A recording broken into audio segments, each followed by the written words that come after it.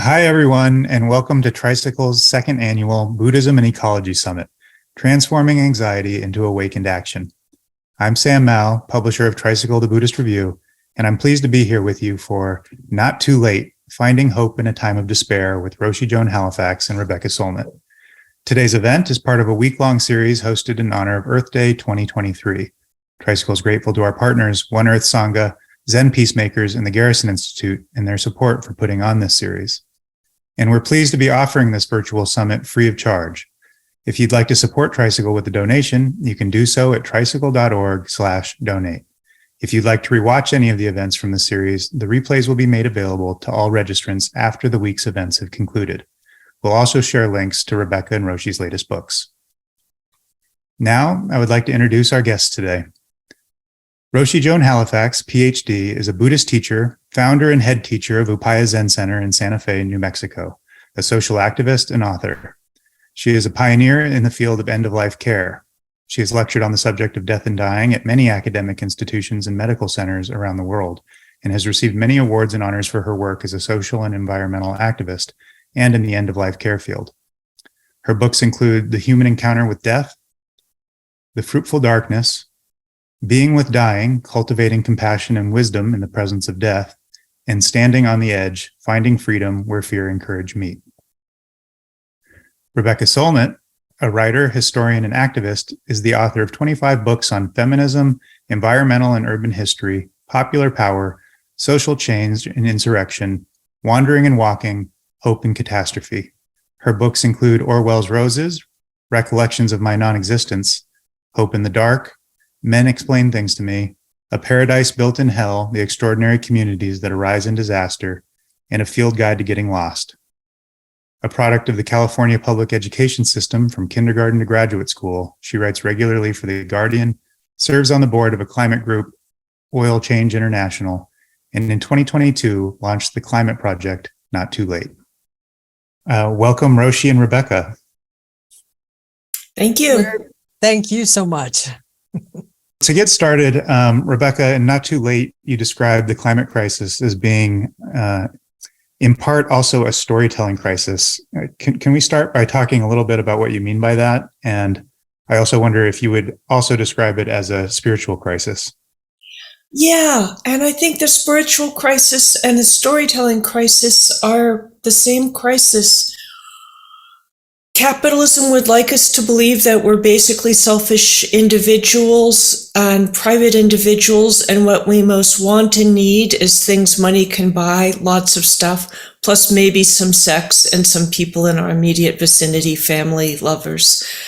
What other views of human nature tell us is, in fact, the things we most yearn for are broader connection, community, meaning, purpose, hope, awe, these other things that capitalism is very bad at, which is why it would prefer we forget them.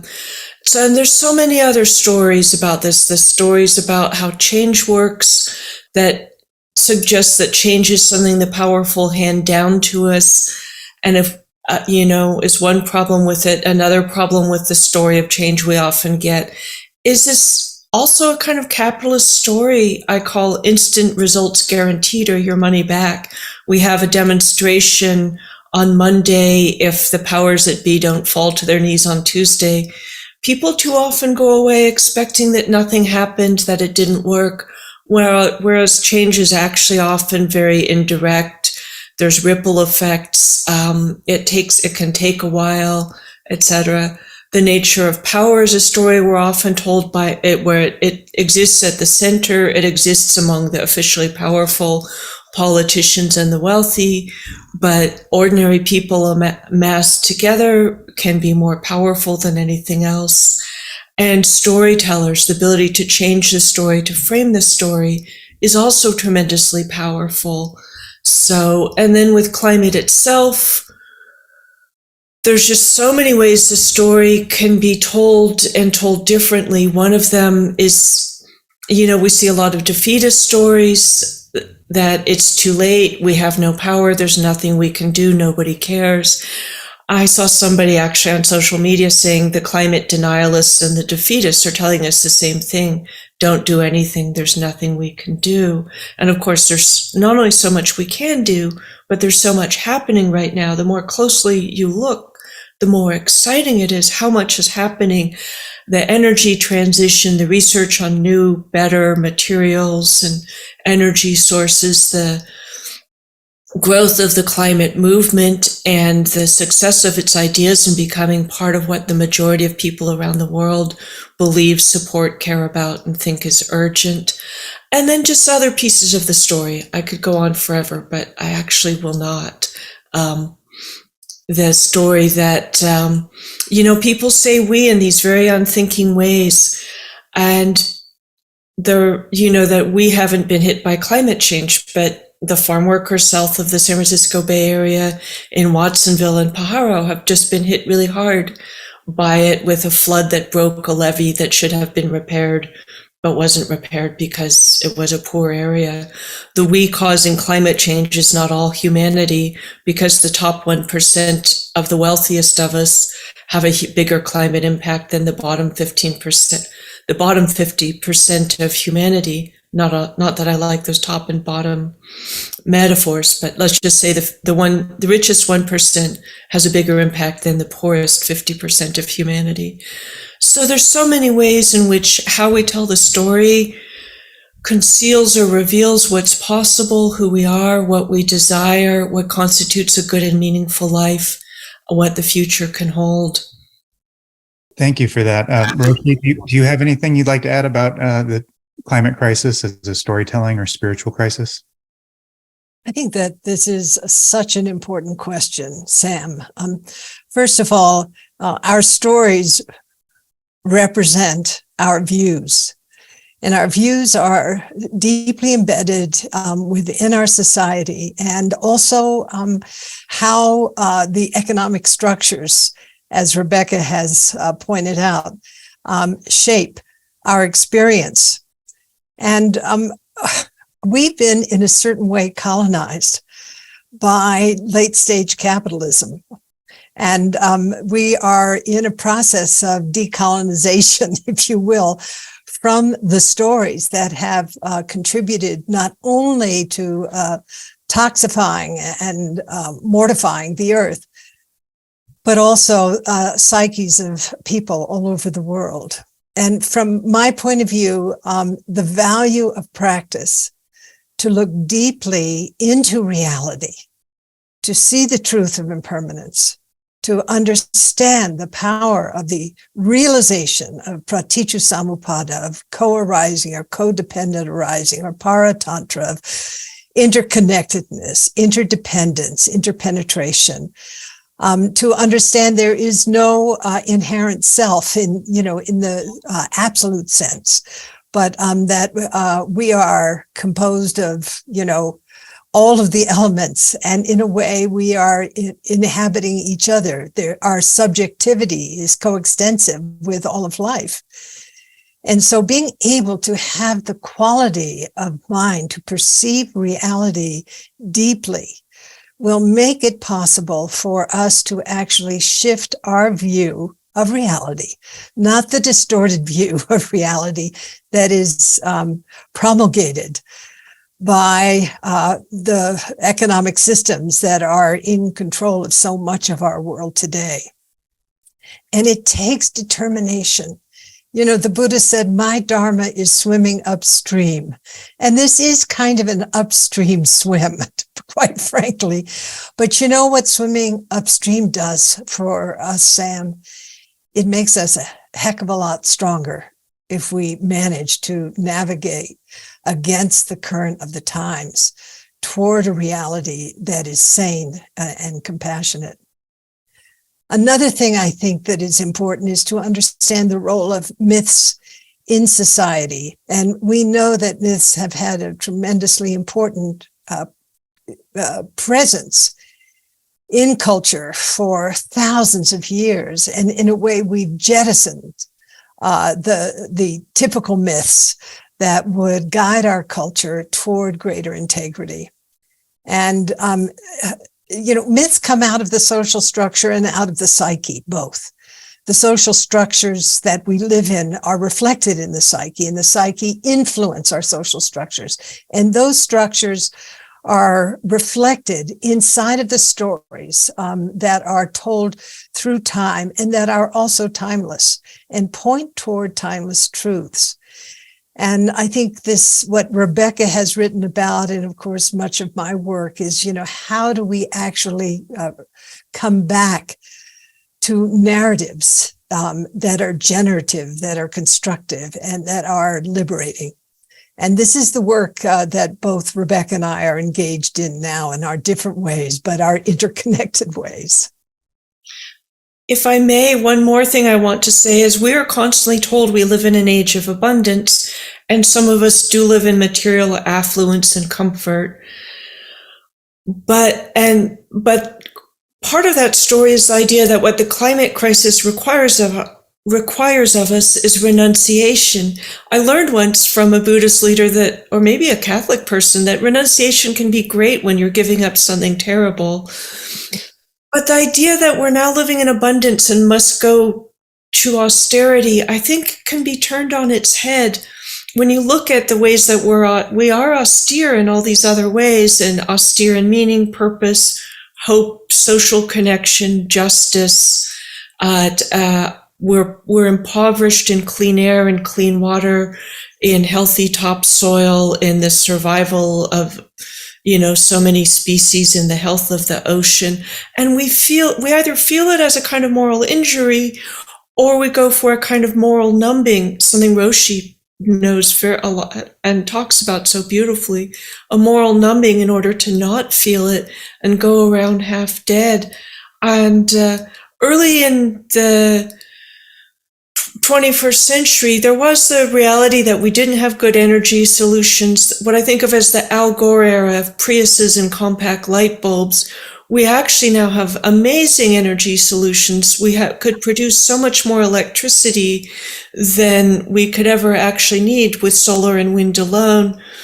And we can look forward to an age of abundance in all these other qualities. But first we have to find the language, the imagination, the stories, the cultural structures to recognize, name them, value them, and make them central to who we are. Right now, I feel like we don't see nearly enough how poor we are in so many ways. We find so normal. We find it so normal to live in a world so poisoned by fossil fuels that 200,000 people in Thailand just were hospitalized for, particulate matter, air pollution, inhalation, and more than 8 million people a year die of air particulate matter from fossil fuels primarily, more than in any recent war. And yet we normalize this and think everything is fine and we have to give stuff up. What if we're giving up poison? What if we're giving up loneliness? What if we're giving up hopelessness? Those are the stories I'm trying to tell, and we're trying to tell, and not too late. And the stories that I think will make us brave enough to make the transitions we need to make. Rebecca, I absolutely cherish how you bring this point forward. And of course, you articulated it on this very day when I was reading your Washington Post article in our conversation the other night at dinner. And I remember something that my wonderful teacher, Glassman Roshi, spoke about so often. And he articulated it in terms of a precept. He said, do not cultivate a mind of poverty in yourself or in others. And this is, again, something that has the sense of impoverishment at the psychic level has actually been a prime mover of our behaviors associated with consumption. And you are pointing to something quite different. And of course, Buddhism points to this as well. And that is the profound enrichment. It comes from the experience of generosity, from living a life that is principled, from altruism that is healthy, from the experience of respect. And I'm recalling this meeting of young compassionate leaders in Dharamsala that I recently attended in the residence of His Holiness the Dalai Lama, where these wonderful young people from all over the world, leaders in their own communities, their communities often very, very fraught, consistently expressed a sense of fear and futility to His Holiness. And His Holiness said, there is an antidote to the experience of no exit, of weeklong, of futility. And he said, and that is altruism and compassion. And we know from the neuroscience research and the research in social psychology that what His Holiness is saying, which comes right out of this deep dharmic view, that there is great joy to be experienced on the path of service. Our ability to reframe difficult situations in a way that is generative, in my opinion, as an old practitioner, is an imperative at this time. And I feel like the book, Not Too Late, does this in a brilliant way. I hope you don't mind, Sam. This is so stimulating for me. One of the things I want to add to this is I talked about a bit, what is our sense of we? I think the indigenous world and Buddhist teachings give us a sense of we that doesn't just include the human.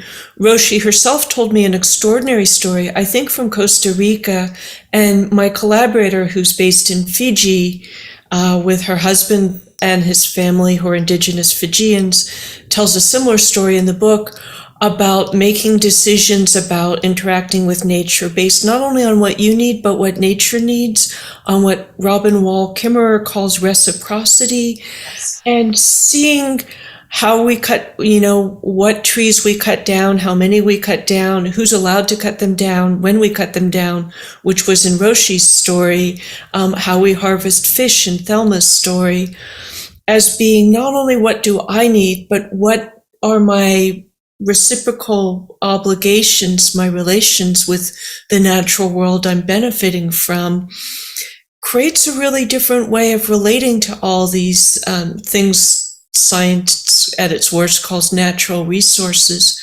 So I think there's an interspecies sense of we that's also available, and that the Buddhist sense of non-duality, non-separation is also such a beautifully anti-capitalist, anti-individualist piece of the picture that can help us live with the natural world as well as other human beings in a richer, deeper, less lonely, less selfish way, since lonely and selfish are often, the two sides of the same coin. I want to talk about this story because it's very fresh for me. I recently returned from Chiapas after 30 years. I stopped going down to Chiapas with students and also working down there because of the Zapatista revolution. It just wasn't safe. And then my life took off, in other directions. But in any case, 35 years ago, I took some carvers from the Northwest coast down to the Lacandon rainforest in Chiapas.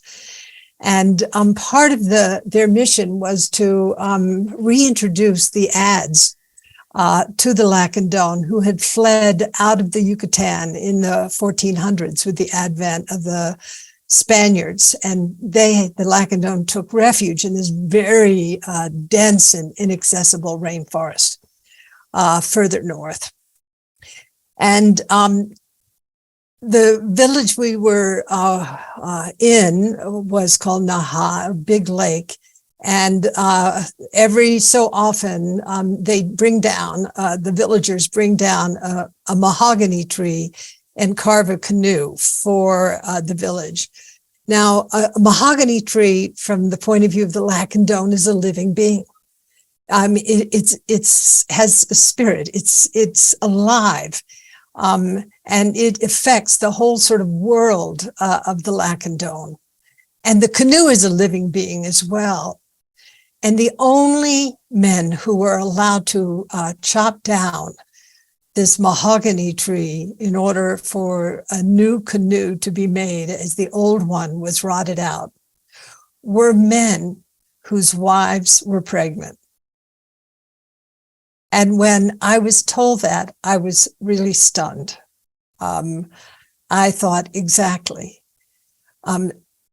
Even our notions of being nice spiritual people, going into the natural world, which is an uncontrived, so to speak, context, pointing to our true nature, capital N and small n, has a kind of extractive perspective that the Lacandone act of, taking this mahogany tree from the forest in the way that they did by bringing men whose wives were pregnant into relation with that mahogany tree was an act that pointed toward profound mutuality and a sense of interdependence and a cause and effect. What bringing an ancient tree down, the impact it will have on the forest, on the village, on life and the future. And so that understanding that our relationship with the natural world is not just a place to refresh ourselves or for our awakening, which is not a bad thing, but is also a place where we come to understand the imperative of stewardship, of restoration, and of protection. So I just thank you for reminding me of that story, Rebecca. And, our conversation the other night also touched on the time I had in Costa Rica, where here is a place without a standing army.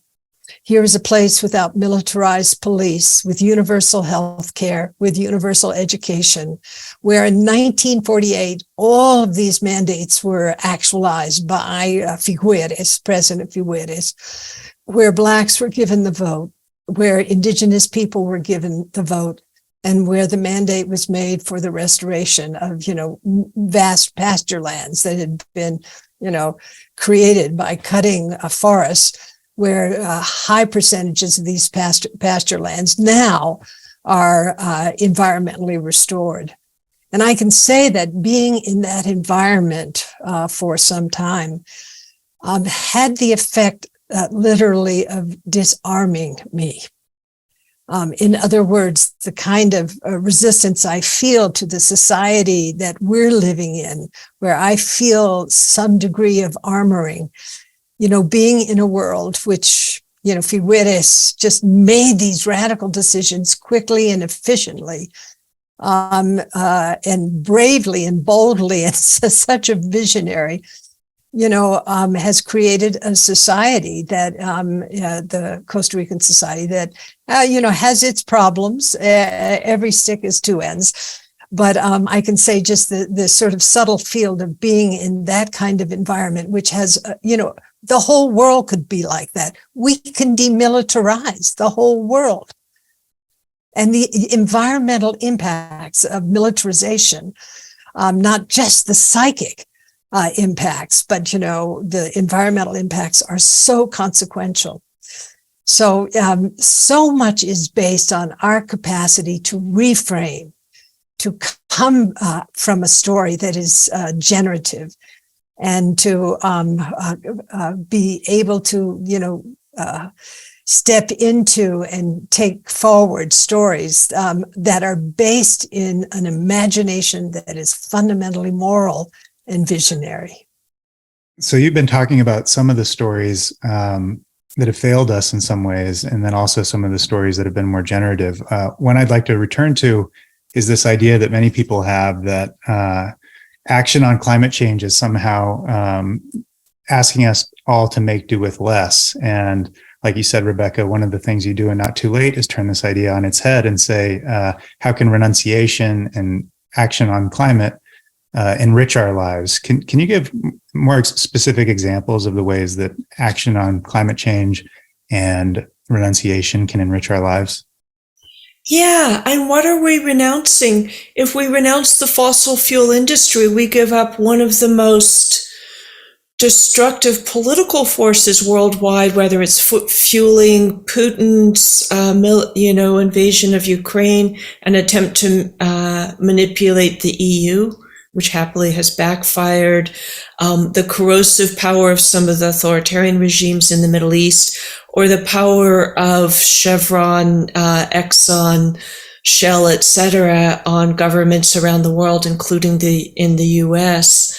We're giving up the literal poison that is fossil fuel at every stage of the process, from extraction and to refinement. I live in the Bay Area, which everyone thinks is all kind of upscale, lovely living, but we have Chevron's huge refineries in the town of Richmond, and huge childhood asthma problems and periodic emergencies where they tell people to just like tape their windows shut and not leave the house. It's poison to inhale. It's poison in so many ways. We could literally decentralize energy production.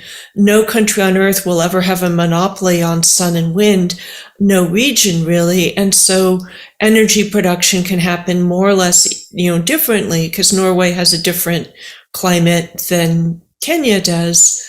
But energy production can happen everywhere. It can be localized. It can literally decentralize power in these wonderful ways. But I also think that there's a deep hopelessness in this time. And Thelma and I co-founded a project called Not Too Late that turned primarily into this book, because we saw so much climate despair, which I think is partly a storytelling problem. People are often told all or nothing. People often in this society seem to believe if they don't see it, it doesn't exist. And of course, a huge climate movement exists globally, and it's done amazing things and is growing in power. We've made a huge number of energy transitions. And the state of Iowa, for example, a very conservative state, gets about 40%, last I checked, of its energy, its electricity, from wind power, not because they're so idealistic, but because it's the best way to produce energy. Texas now has more wind power than coal power.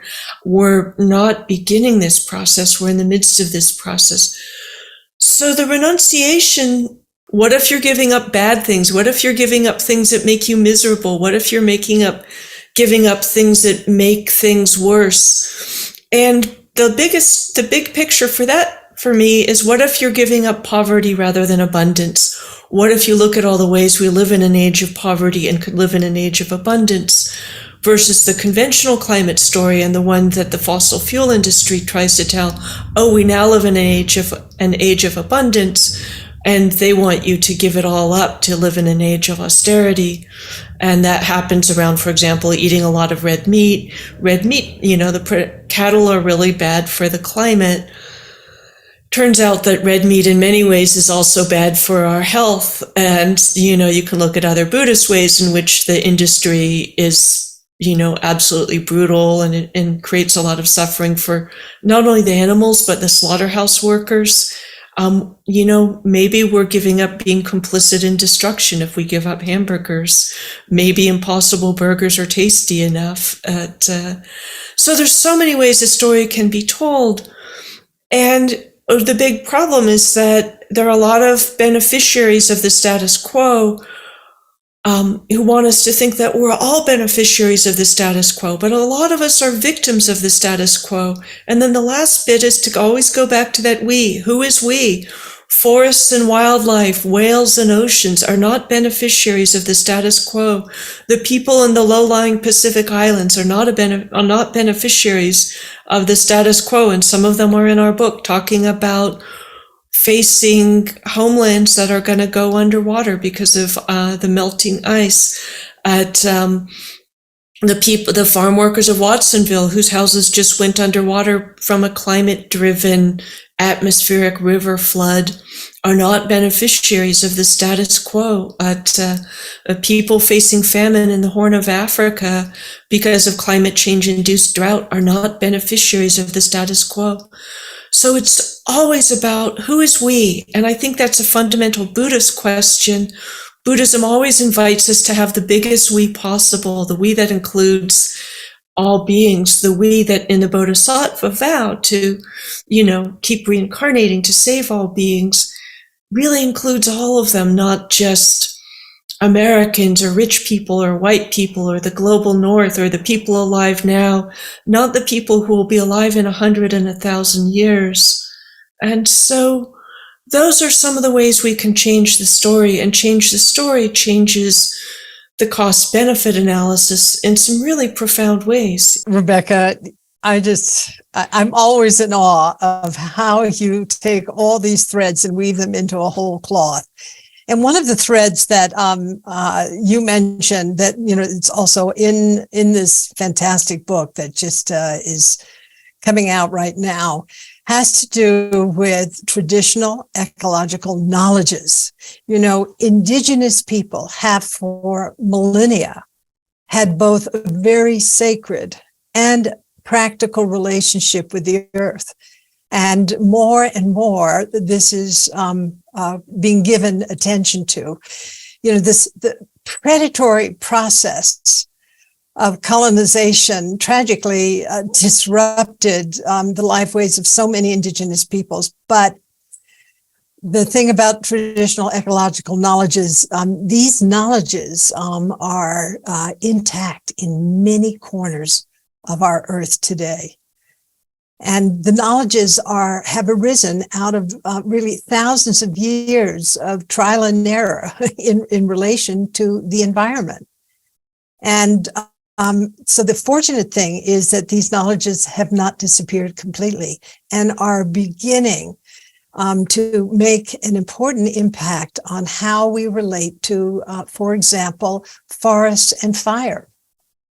The learning from indigenous peoples in relation to the management of ecosystems, both in terms of managing ecosystems and the restoration of ecosystems, is something that I think is really important for more and more of us to become aware of and to begin to, actualize in a more concerted way in terms of how we relate to this our great earth, but to the natural world that supports all of life. And I also want to say it's not just the practical aspects.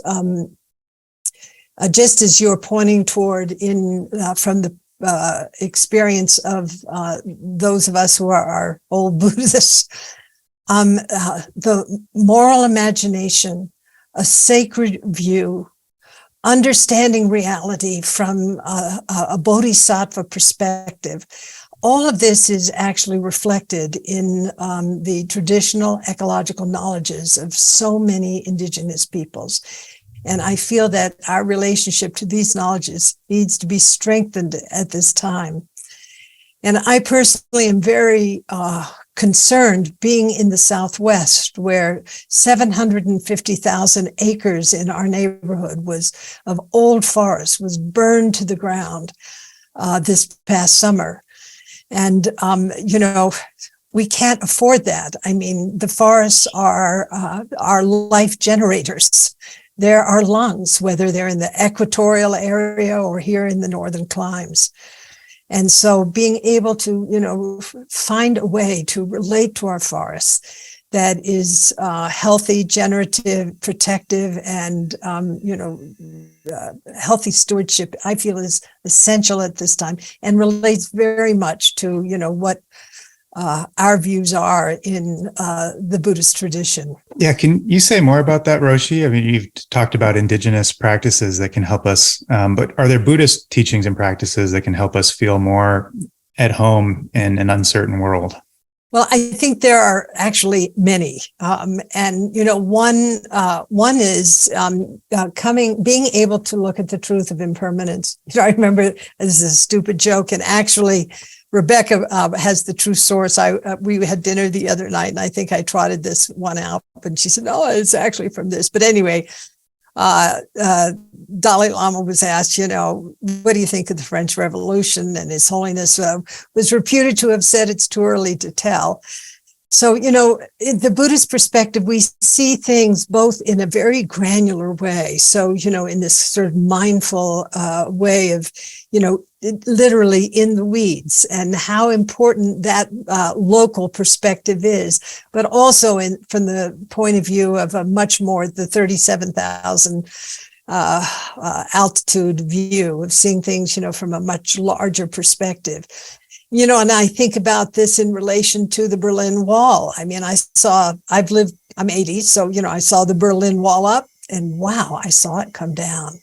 But between the time it went up and the time it came down, I sort of thought it would never come down. And I was wrong. And I realized that my view lacked basic imagination, if you will. And this has to do, going back to Rebecca's book, is, the Bodhisattva's imagination, the kind of thing my good friend Roshi Norman Fisher writes about. Our imagination is quite cramped in many ways. And the Bodhisattva has this kind of freewheeling imagination. All possibilities are there. I think another aspect has to do with our capacity to be adaptable and flexible in the face of uncertainty. And to the truth of impermanence, we never know what's going to happen in the next moment. I remember standing, a few feet from where I am now, talking to my book editor at Shambhala, who then gasped and said, I just heard, that the trade towers came down. And I was like, whoa, you never know what's going to happen from moment to moment. So what practice allows one to do is to develop this kind of nimbleness or pliability or adaptivity. And I think another thing has to do with Buddhism's emphasis on not only seeing things very clearly in terms of, what is happening at the relative level vis-a-vis suffering and so forth, to be able to cultivate positive emotions, not as a bypass, but in a way as Robai Shin, grandmother's heart, seeing things with perspective, not being disconnected from the truth of suffering, but having the groundedness to be able to hold the suffering, just as I have done coming alongside a dying person. And that generation, instead of peddling futility to yourself and to others, it's actually really opening up the treasure house of possibilities. I think we're in a pivotal time that has such great potential, and we can. I hope I live another 20 more years healthily, not sick, but healthily, so that I can feel what I feel now. That sort of the gratitude for being alive in this very fraught time. And having the years behind me and the failures behind me, where I know that rebirth, resilience, taking the next step is possible for not just a few of us, but for all of us on this earth. I just want to add that listening to you, Roshi, makes me think of my favorite Pema Chodron title, Comfortable with Uncertainty. I started writing about hope 20 years ago, and it's been such an instructive exploration. I realized that optimism and pessimism are both a form of false confidence about the future. We know what's going to happen. The future has already been decided. Therefore, nothing is required of us. We can sit back, whether we sit back in confidence that everything will be fine, or sit back in misery that it's all doomed and there's nothing we can do. Hope for me is a radical engagement with the true uncertainty and unpredictability, learning from the past, which it includes the fact that history is full of surprises. The fall of the Berlin Wall, the rise of the Zapatistas were among the great events that really shaped my imagination. And to assume that we know what's going to happen, really kind of, it's inaccurate, and it prevents real engagement from participating in how we shape the future in the present.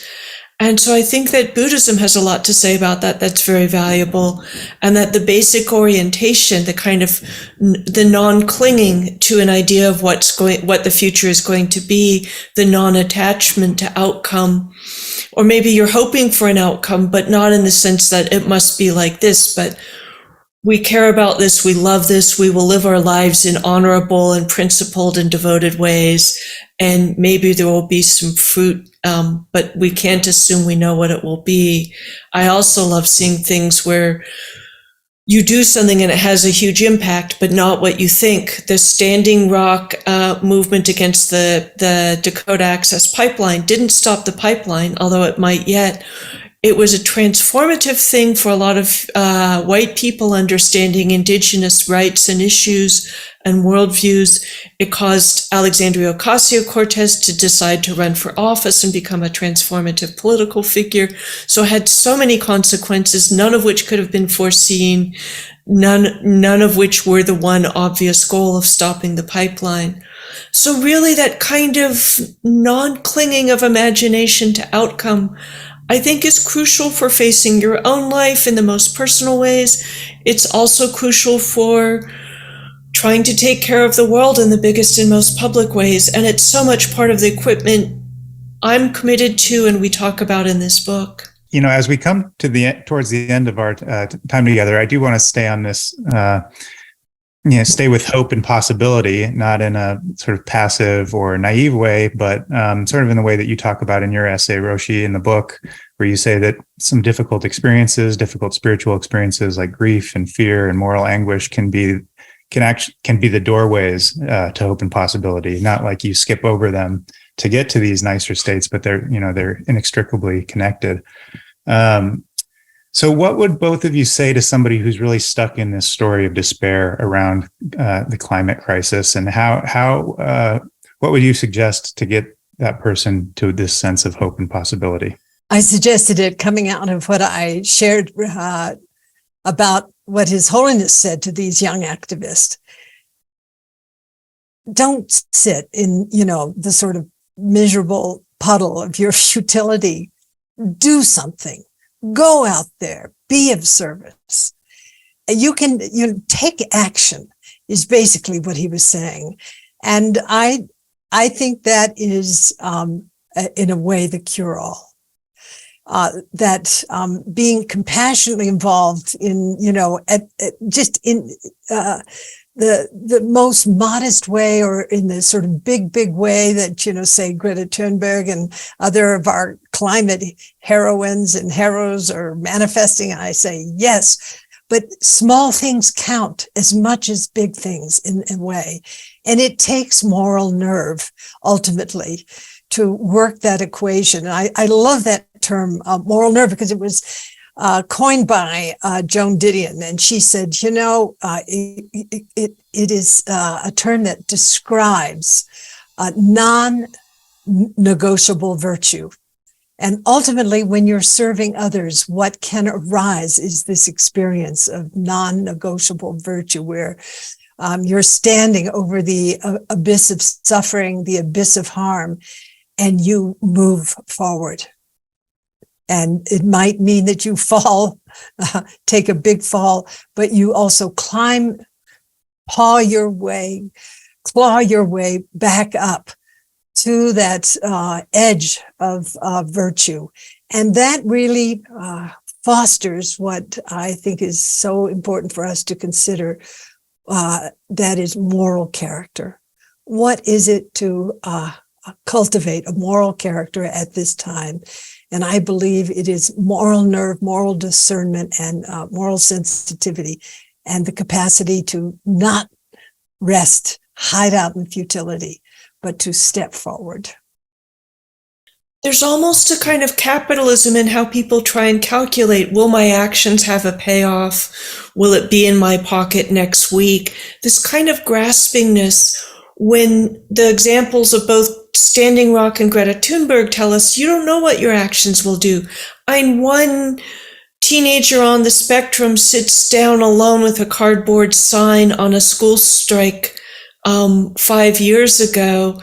And so many people must have looked at her at first and thought, what the hell does she think she's going to do? Well, what she's going to do is become one of the most powerful global voices for climate, who can tell off the World Economic Forum, the UN, the most powerful people in the world, and who's created a Fridays for Future movement that's really strong in the global South and South Asia and Africa, as well as in North America. So, so that's part of addressing hopelessness for me. The other thing that I learned in my 20 years of exploring the nature of hope and the nature of who's hopeful and who's hopeless is, in many ways, despair is a luxury. If you give up and that means you're going to lead your comfortable bourgeois life without any inconveniences and demands, that's very different than what people who are on the front lines are facing. Two groups that have greatly influenced me are the Zapatistas, indigenous people rising up in part against more than 5 centuries of genocide and, centuries of political oppression by the Mexican government, in this profoundly hopeful way that inspired people around the world, including me, to rethink the very nature of politics, hope, and change. The Coalition of Immokalee Workers in Florida are undocumented farm workers who decided they would take on Safeway, Taco Bell, McDonald's, all the biggest industries in the country to demand fair wages for farm workers. And they beat every one of them. And for these people on the front lines, giving up means we're okay with our children starving to death. We're okay with never having rights. We're okay with spending the rest of our lives in a dictatorship. On the climate front lines, it means we're okay with our islands going underwater. We're okay with our environment, our home for millennia being utterly destroyed. Thelma's husband, Fenton Lutuna Tabua of Fiji, as one of the leaders of the Pacific Climate Warriors, who, because they're always told it's very sad, your islands are going to disappear, coined the slogan, we're not drowning, we're fighting. And that spirit of defiance of, we're not going to surrender, we're not going to give up, we're not going to be passive, I think is both a beautiful nonviolent warrior spirit and an embrace of uncertainty and one's own power. Despair often is about disavowing your power to actually do something while it's claiming the false power of knowing exactly what can and can't happen. I wrote an essay for the Greta Thunberg edited issue of the New Statesman titled Despair is a Luxury, because I truly see it as something that we, the comfortable, often wave around as our excuse, and the most vulnerable, the most under attack cannot, because giving up means letting terrible things happen to them immediately and directly. I'm not going to starve to death. My homeland's not going to go underwater. I'm not going to lose all my human rights if I do nothing. So despair is easy for me, but it isn't easy for other people. In a funny way, I think almost hope is, as a form of defiance, is almost easy for them. For those of us who can do nothing because we're not directly impacted, it's a kind of work, but it's a kind of moral work we have to do in solidarity. But it is rewarding. It makes you a different kind of person. It makes you a hopeful person. It makes you a committed person. It makes you a person of integrity. It makes you a person who's avoiding moral numbness and choosing moral beauty. It makes you a person who can feel joy when good things happen on other sides of the world. It's a choice to open up your boundaries and become enormous and connected, whereas despair is often a form of shutting down and shutting off. So all those things are part of the picture, and not much. I find sitcoms so despair-inducing because they give us such a withered, attenuated, despicable version of what it means to be human beings, as does so much commercial culture. And so I think back to where we began, we need stories that tell us we're capable of being heroic. Being heroic is a good way to live, that comfort and ease and convenience are not our highest goals in life. So we need better examples, we need better teachings, we need better stories. One of the great joys in my life recently is actually seeing heroism up front, going with Roshi to the unelectrified roadless world of Buddhist Nepal, the Tibetan plateau, and seeing both how some of the medical people and Roshi herself conducted themselves, how the people of Dolpo conducted themselves, how spiritual traditions were kept alive, how people got up every day and faced living in a world of extreme toughness. And so I think it's there, and I think it's partly what those of us in the West choosing Buddhism have already done, was just to choose other examples and other stories. I think it's another piece of it. We often tell the story that, oh, we need these things we don't have, but all this is happening. Indigenous stories have become very powerful in the non-Indigenous world in our time. Buddhism has become a very powerful force in the West, including for many people who don't think they're Buddhist. The climate movement has become very powerful, and in many ways it's already won the battle of the public imagination. These things need to grow, they need to have more power, we need to understand them more deeply. But we're not starting from scratch today. We're joining what's already in full bloom. We're watering a garden that has already been planted. And that's the most wonderful invitation to join I think we could have. We can do this. We can live this way. We can join these extraordinary things. We can contribute to a better world. We can see that it's already arising. Rebecca, thank you. That was an epiphany, and I echo every word you said, and I love you.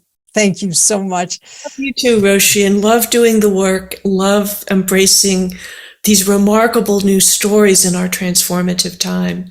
Love being the Mutt and Jeff team with you. We need to keep doing this. Indeed. Sam, thank you. I hope your seatbelt was on tight.